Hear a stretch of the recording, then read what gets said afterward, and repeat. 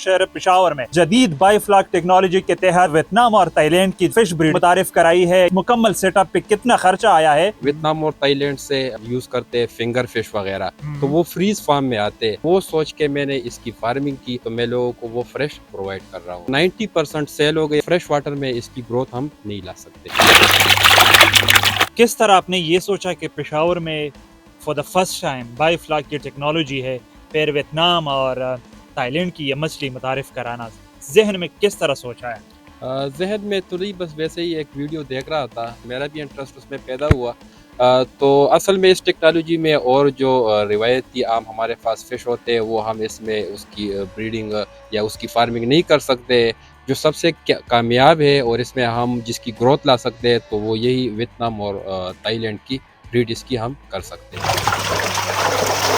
अच्छा, हमारे उर्दू पॉइंट नाजरीन को थोड़ा ये समझाए, ये बताए, ये थाईलैंड से या वियतनाम से लाई जाती है या यहाँ पे पाकिस्तान में जो हिचरी फार्म्स होते हैं यहाँ से आप ये जो फ्लॉक है या ये जो स्टॉक है आप लेके आते हैं? नहीं, जो असल में आते हैं अब भी वियतनाम और थाईलैंड से, जो हम यूज़ करते हैं फिंगर फिश वगैरह, तो वो फ्रीज फार्म में आते हैं। अच्छा। लेकिन एक तो ये कि वो बासी होते हैं ना, बोनलेस फिश, वो वहाँ से फ्रीज फार्म में भेज देते हैं। वो 2 महीनों से लेके 2 साल तक उसकी उसमें मतलब वो एक्सपायरी डेट लिखते हैं। क्योंकि यहाँ पे किसी को ये फ्रेश नहीं मिल रहा था, तो वो सोच के मैंने इसकी फार्मिंग की। अब यहाँ पे अल्हम्दुलिल्लाह मेरा जो ये था, तो मैं लोगों को वो फ्रेश प्रोवाइड कर रहा हूँ। अच्छा, फ्रेश प्रोवाइड कर रहे हैं।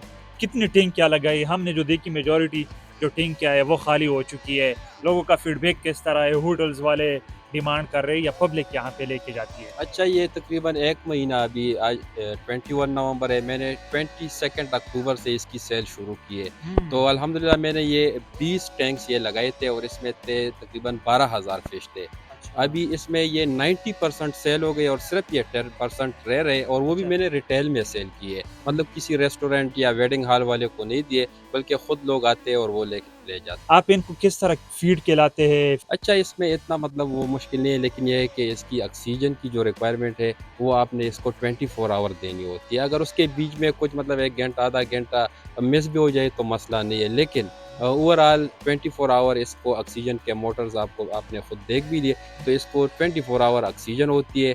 और बाकी इसके अलावा जो फीड है, तो हम 60% इसको फीड देते हैं। बाकी 40% इसकी ग्रोथ हम नेचुरल तरीके के साथ, यानी बैक्टीरियल कल्चर के थ्रू इसकी ग्रोथ लाते हैं। अच्छा, वो बैक्टीरियल कल्चर क्या है? किस तरह उनकी ग्रोथ लाते हैं? अच्छा, बैक्टीरिया वो हमें इनएक्टिव फार्म में मिलती है, पाउडर फार्म में। हाँ। फिर उसको हम एनवायरनमेंट देते हैं, एक ड्रम में उसको रख के। एनवायरनमेंट मीन्स के उसको फीड यानी कार्बन सोर्स, चीनी वगैरह गुड़ वगैरह डाल देते हैं, ऑक्सीजन उसको दे देते हैं और उसको पानी उसमें दे देते हैं। तो वो 24 से 48 आवर में वो एक्टिव हो जाते हैं। उसके बाद हम हर एक टैंक में उसको 1 लीटर उसमें शामिल करते हैं।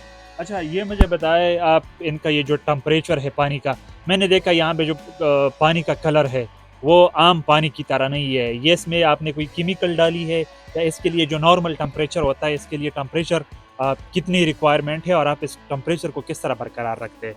नहीं, असल में जो ये ब्रीड है पिंगासियस इसको कहते हैं, इंग्लिश में, पाकिस्तानी इसको बंगश कहते हैं। तो इसके लिए जो टेम्परेचर चाहिए, तो वो 25 से 35 डिग्री उसमें इसकी ग्रोथ यानी ऑप्टिमम ग्रोथ उसमें होती है इसकी।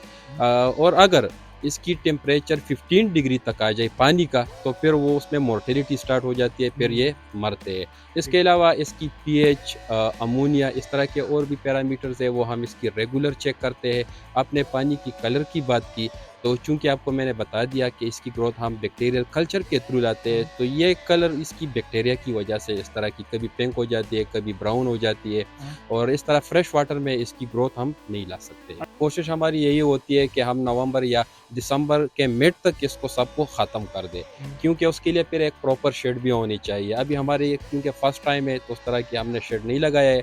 तो अपने एहतियात के लिए ये आप इसका प्लास्टिक देख सकते हैं, ये प्लास्टिक हम इसके ऊपर दिन के वक्त बिछा देते हैं, ताकि जो सनलाइट आए और वो अंदर चला जाए, ताकि वो पानी उसको एब्जॉर्ब कर ले और नीचे तह तक चला जाए। अच्छा, ये फिश वियतनाम और थाईलैंड की फिश जायका कैसा है? कांटे इसमें है नहीं है? तो टेस्ट इसका बहुत ही आला है। ये बोनलेस, इसमें सिर्फ एक बैक बोन होती है, बाकी इसमें कोई वो कांटे वगैरह नहीं होते।